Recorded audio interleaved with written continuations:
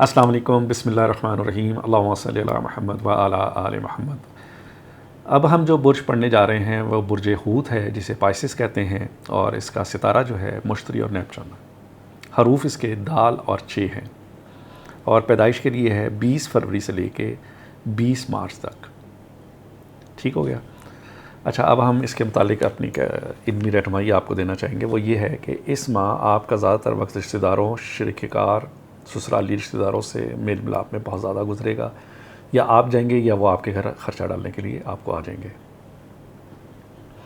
عطارد ذائچے کے چوتھے گھر میں 6 تاریخ تک رہے گا، اس کے بعد 5ویں گھر میں داخل ہوگا اور 20 تاریخ کو 6ٹھے گھر میں داخل ہوگا۔ اس دوران آپ کو ذہنی لحاظ سے چاق و چوبند رہنا پڑے گا، سمجھداری سے کام لینا پڑے گا، سست نہ رہیے گا، جو بھی بات ہو اس کو سوچیے گا، سمجھیے گا۔ ٹھیک ہے؟ مثلا کہ کسی بات کو ایزی نہ لیجیے گا،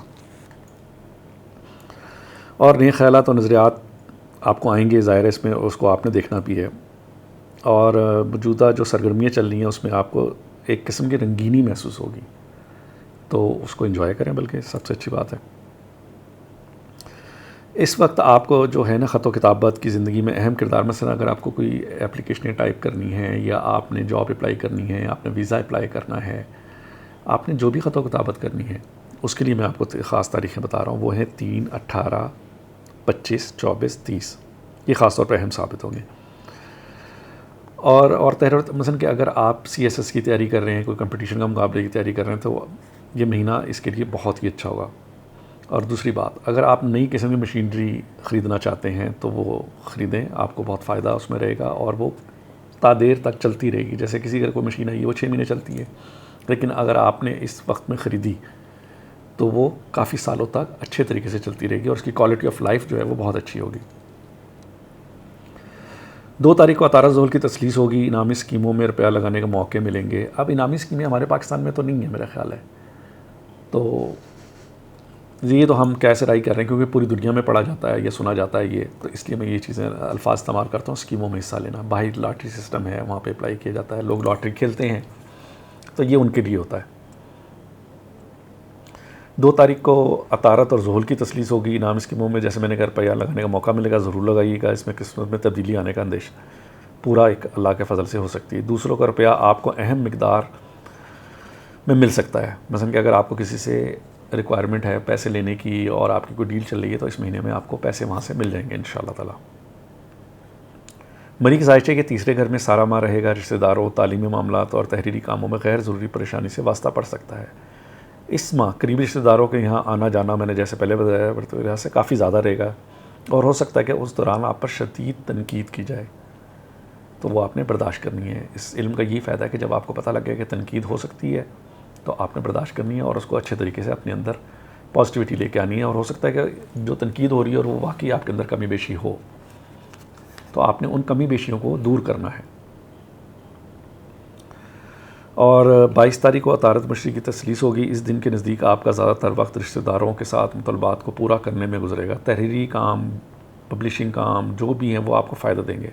ہاں، سب سے امپورٹنٹ بات یہ ہے کہ زاہد اخراجات وہ آپ کے بہت ہوں گے اس مہینے میں، اور اگر آپ نیا کام شروع کرنا چاہتے ہیں تو اس مہینے میں ضرور کرنا چاہیے، کیونکہ 27 تاریخ کو عطارد مریخ کی تربیع ہوگی، تو قریبی لوگوں کے ساتھ تعلقات میں خرابی ہو سکتی ہے۔ اس لیے آپ قریبی لوگوں سے زیادہ پورا مہینہ تھوڑا سا آنا جانا لگا رہے گا، لیکن آپ نے نیگیٹو نہیں ہونا، برا نہیں سمجھنا ان کو کسی بھی لحاظ سے۔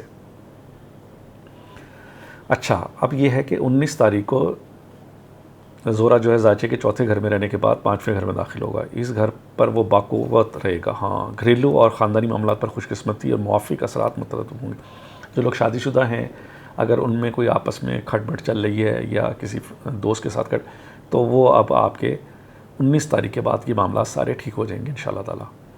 اور آپ خود بھی دھیان رکھیے گا ان ساری چیزوں کو۔